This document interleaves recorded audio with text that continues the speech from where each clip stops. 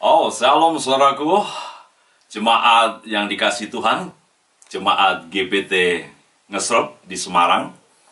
Barangkali ini kali kedua, walaupun jauh-jauh waktu yang lalu saya sudah berkesempatan untuk melayani di tempat ini. Terima kasih kepada hambanya, Bapak Gembala, Bapak Henoh, Dr. Henoh, Edi Haryanto. Sekali lagi ini sebuah kehormatan kalau saya boleh membagikan firman Tuhan kepada saudara sekalian, dimanapun Anda berada, dalam keluarga, dalam komunitas yang lebih kecil, walaupun tetap dalam media atau dalam jalur live streaming seperti ini, kami percaya bahwa kekuatan Tuhan tidak bisa diganggu-gugat oleh sarana dan media yang ada. Saya selalu yakin apapun metode yang dipakai, jikalau kita mendengarkan firman Tuhan dengan sikap yang jelas menghormati Tuhan, segala metode, media apapun tetap bisa menjadi sarana untuk kemuliaan Tuhan dinyatakan. Bapak Ibu yang dikasih Tuhan, sebelum kita merenungkan bagian firman Tuhan ini, saya mengajak kita semua untuk berdoa sejenak, memohon Tuhan mengurapi firman Tuhan pada saat ini. Mari kita berdoa.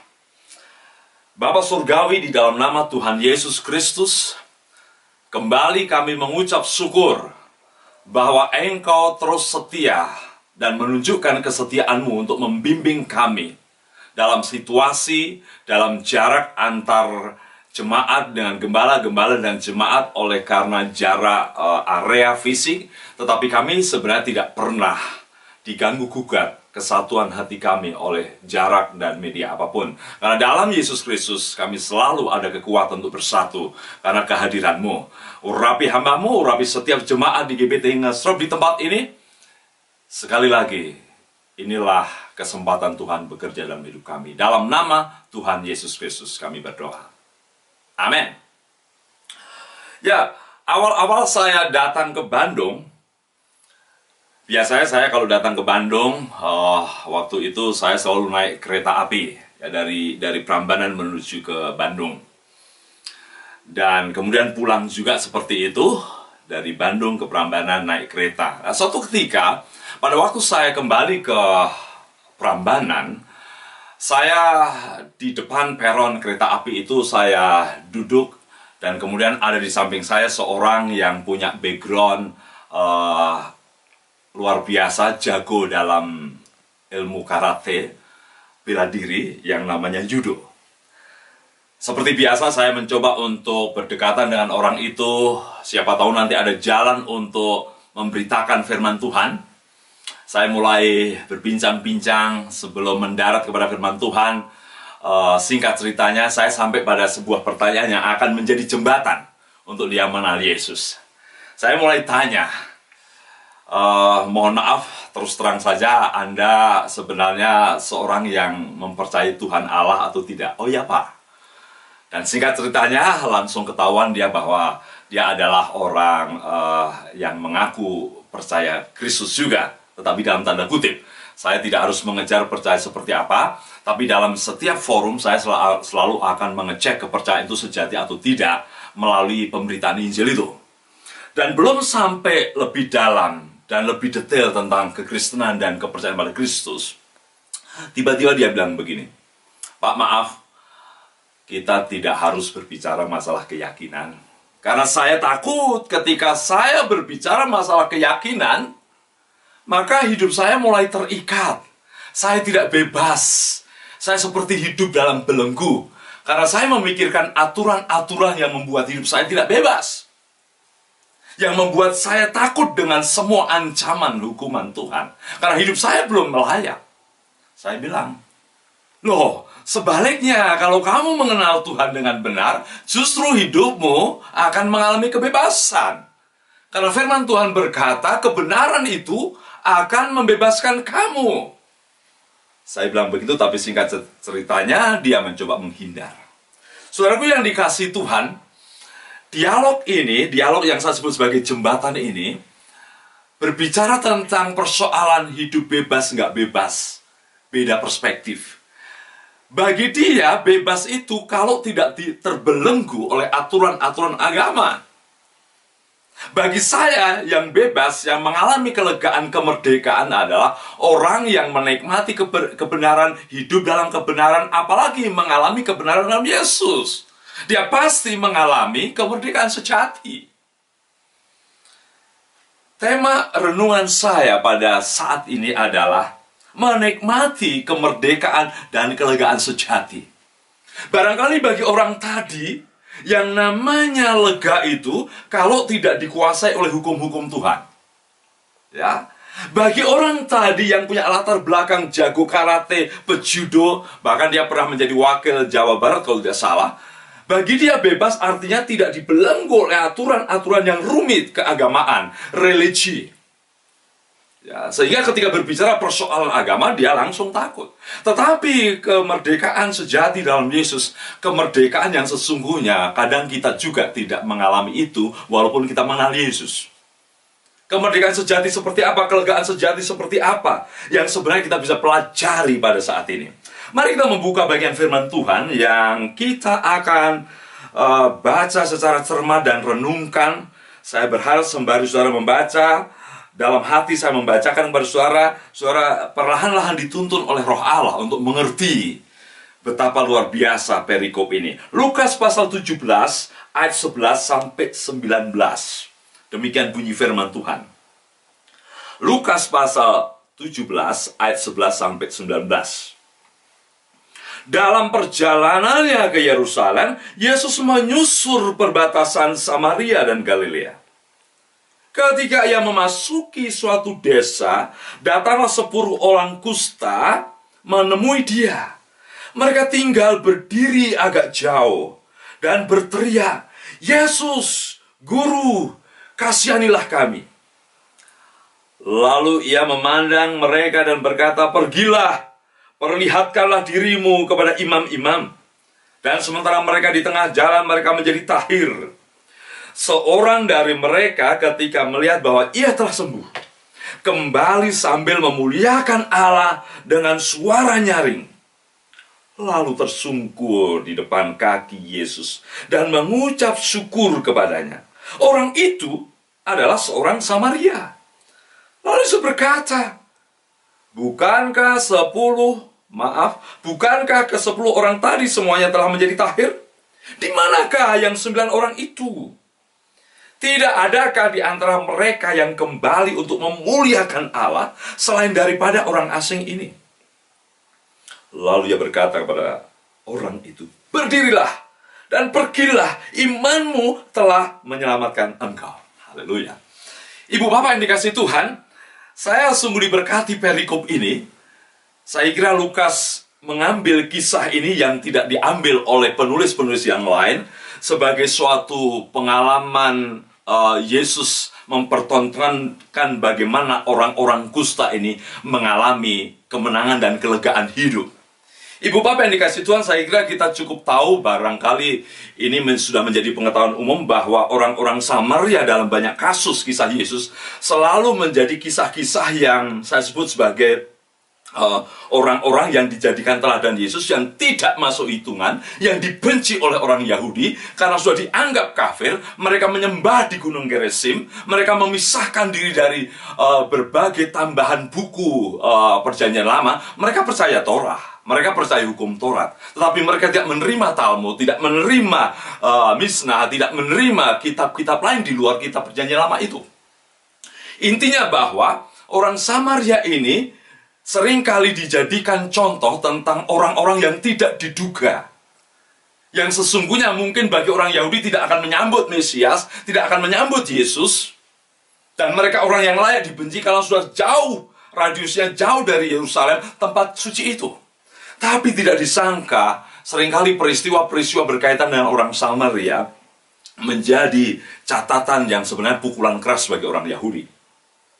Namun mungkin saya tidak akan fokus pada maksud atau pada bagian ini, ya. Tapi jelas bahwa Lukas mengambil kisah ini tidak seperti penulis yang lain, karena ada satu pengalaman. Barangkali sebagai seorang dokter, Lukas memberitahukan tentang Yesus ini juga punya belas kasihan. Dia tidak memandang background, tidak memandang pertentangan, tetapi Yesus adalah pribadi yang punya kepedulian atas orang yang mengalami penderitaan, termasuk penyakit yang sesungguhnya najis. Nah, yang saya ingin kita semua merenungkan bagian ini, saudaraku, pada perikop ini saya menemukan 3 hal menarik yang saya sebut sebagai pengalaman 10 orang yang sama-sama menderita dan mereka mengalami perjumpaan dengan Tuhan, dan orang Samaria yang mengalami kelegaan sungguh-sungguh. Kalau saya boleh rangkumkan, tema saya pada saat ini adalah perjumpaan yang melegakan, yang membebaskan, mengalami kelegaan, keterlepasan dari penderitaan yang begitu lama. Saudara, menarik sekali. Dimulai dengan ungkapan dalam perjalanan ke Yerusalem. Saya sangat yakin bahwa Yesus sedang mulai siap konsentrasi menuju Yerusalem, tempat di mana dia harus mati di kayu salib, memasuki pintu kemuliaannya. Dalam perjalanan itulah, tepat ketika mau memasuki kawasan Galilea perbatasan dengan Samaria, ketemulah 10 orang yang saya sebut sebagai orang yang menderita, orang yang terbuang, orang yang tertekan, orang yang tidak bebas, orang yang termasuk sebagai the lost, yang terbuang, yang hidupnya dikuasai oleh ketidakjelasan akan masa depan, ketidakjelasan akan kekudusan, karena mereka adalah orang kusta. Menarik juga, saudara ya. Orang kalau sudah sakit begini, walaupun bermusuhan, bisa berkumpul. Ya, perasaan sependeritaan mengumpulkan mereka. Batasan-batasan, bondering yang dulu mereka terima sebagai ini Samaria, sudah najis, ini kelompok orang Yahudi, bisa hancur gara-gara penderitaan. Mungkin juga penting juga ya, kalau begitu lebih baik kita menderita supaya kita bisa berkumpul. Kalau kita nyaman, seringkali kita berpisah, mulai membuat kriteria-kriteria, identifikasi, sampai kita tidak mau berkumpul. Oke lah, saya tidak akan bicara persoalan ini. Tapi yang pasti bahwa Yesus dijumpai oleh 10 orang kusta. Saya menggambarkan supaya orang terbuang, orang tertekan, orang yang harga dirinya hancur, karena sesungguhnya mereka adalah orang yang paling dianggap najis di lingkungan orang-orang Israel. Tapi mari kita perhatikan baik-baik. Orang yang mengalami tekanan ini, ketika mereka mendengar dan melihat Yesus melewati perbatasan dan sebentar akan memasuki Galilea, apa yang terjadi? Saya menemukan 3 hal yang membahagiakan saya juga. Pertama adalah perjumpaan dengan Yesus memberikan kesempatan keleluasaan untuk mengungkapkan keluhan, tekanan. Sekali lagi saya mau tekankan. Mau saya tegaskan, bahwa perjumpaan dengan Yesus membuka peluang kesempatan untuk mereka leluasa mengungkapkan tekanan pergumulan. Saya senang, saudara, di ayat 12 dikatakan mereka tinggal berdiri agak jauh, mungkin juga sopan sedikit, karena mereka merasa berdosa, tidak mau dekat-dekat dengan seorang nabi, seorang rabi seperti Yesus. Takut mungkin tidak direspon atau tidak di-welcome, karena mereka tidak layak. Mereka takut, tetapi mereka sekaligus juga dengan leluasa berteriak pada Tuhan. Pada waktu saya perhatikan ayat 13, dan berteriak. Dalam tulisan Yunani di situ, saudaraku, menarik sekali. Eran, artinya mengeraskan suara sembari berkata. Jadi kalau di sini mungkin tidak terlalu kelihatan. Jadi sebenarnya di situ diungkapkan bahwa mereka mengeraskan bersama-sama suaranya sembari berkata.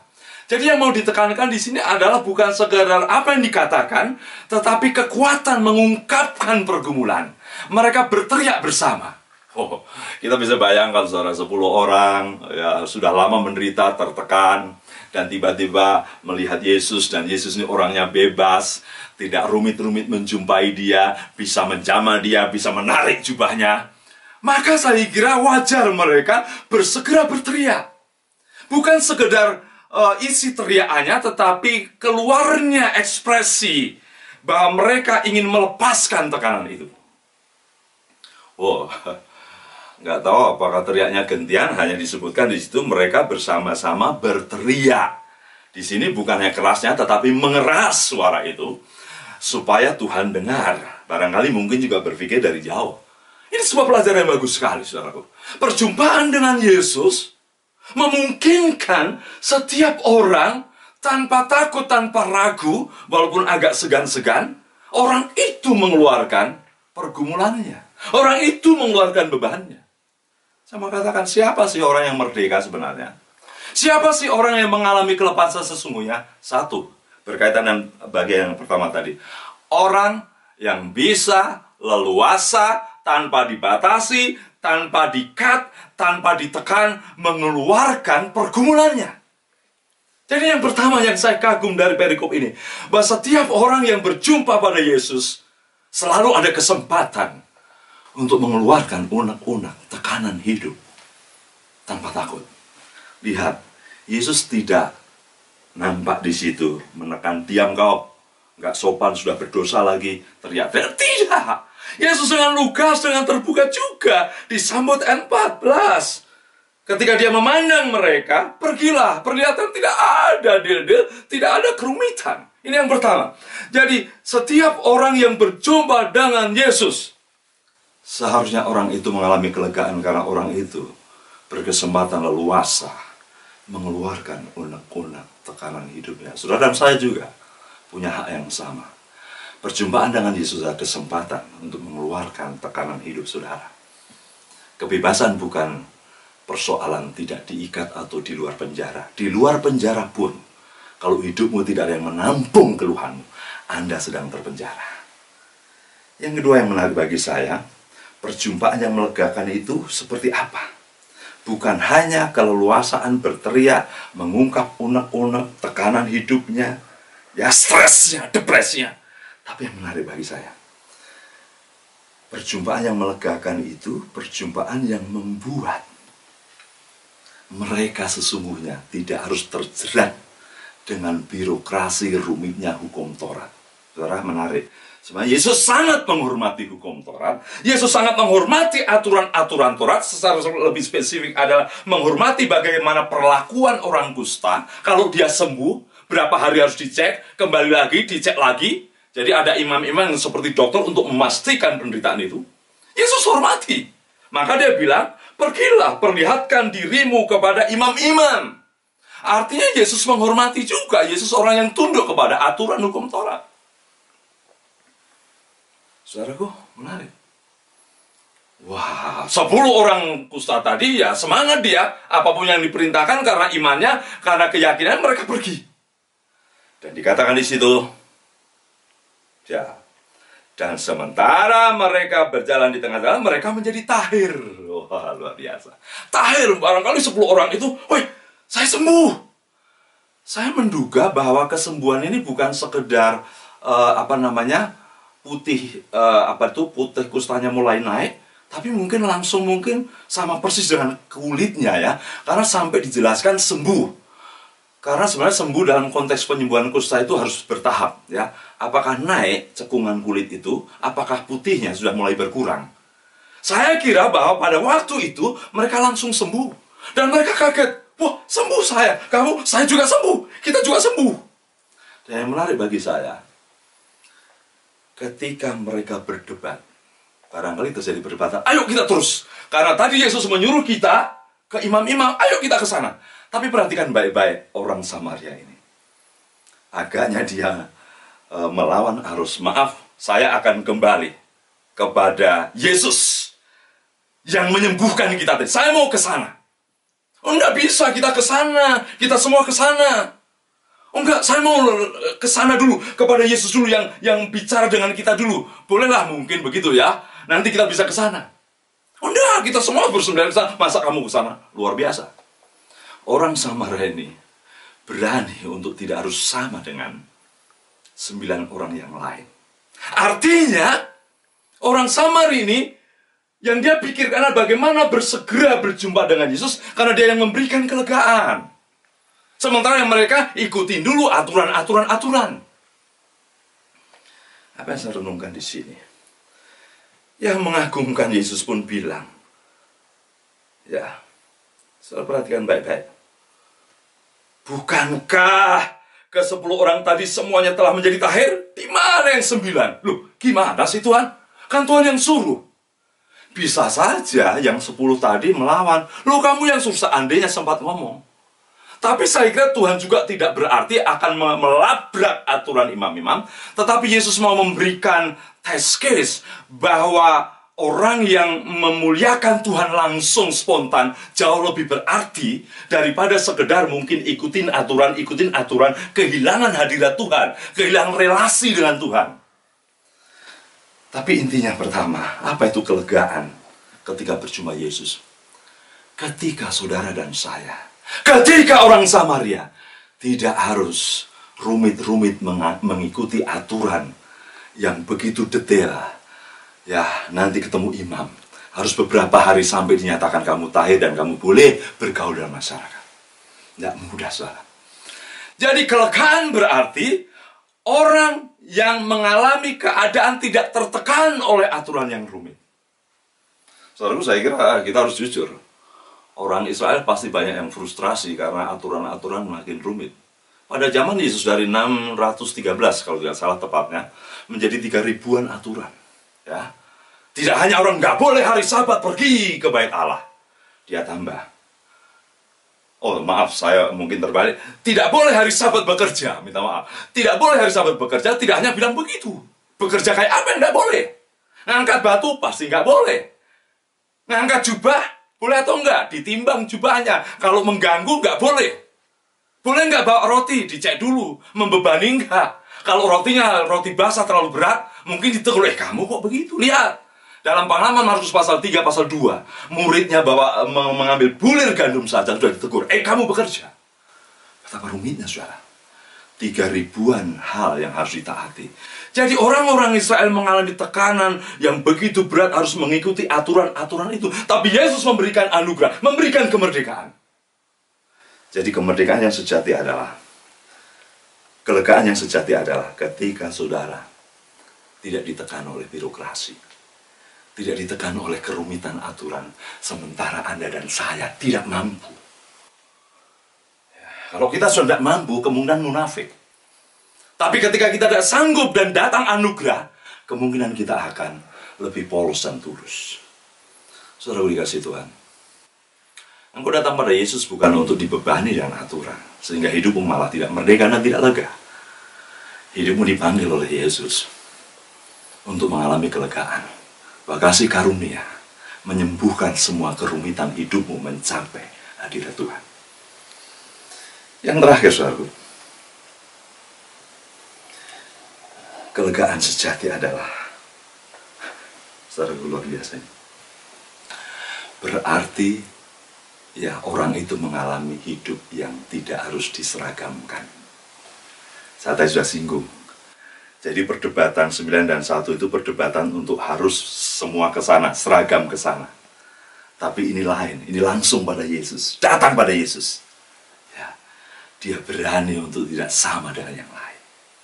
Dia berani untuk mengungkapkan penyembahan yang langsung menuju pada Allah.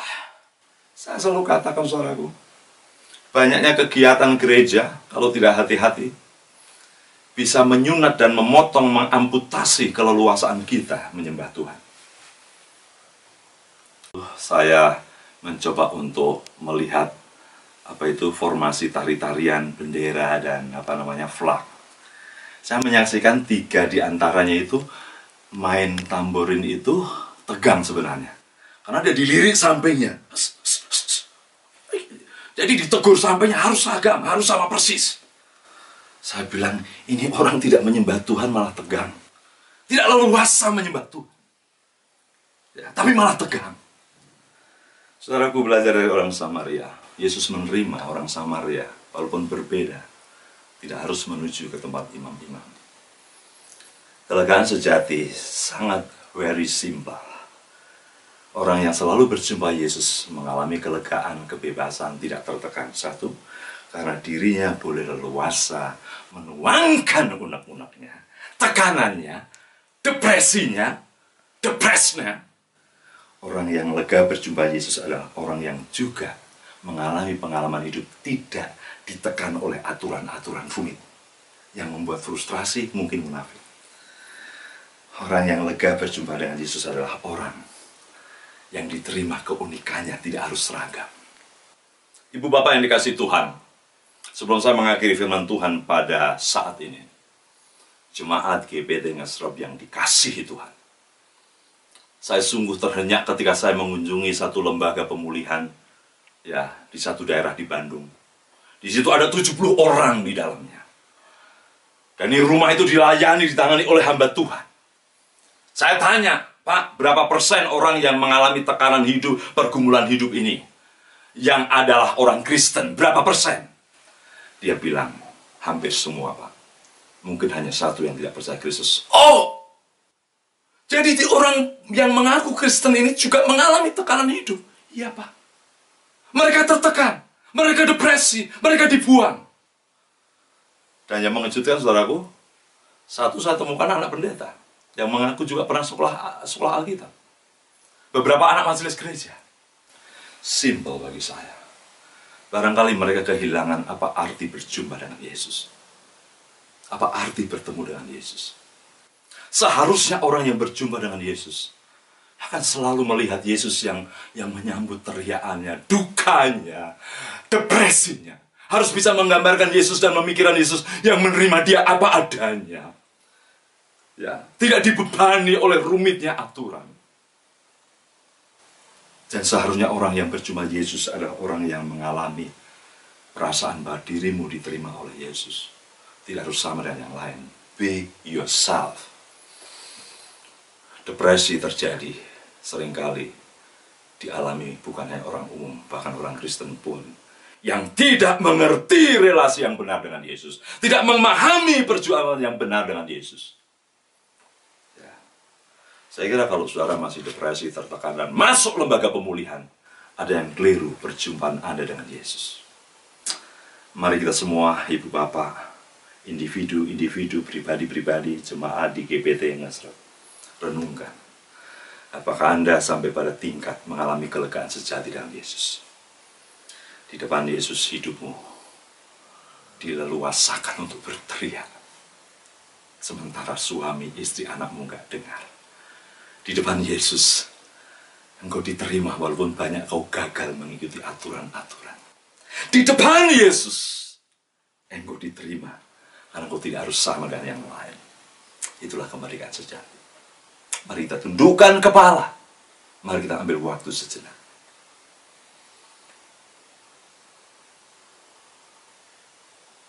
Lepaskan hatimu.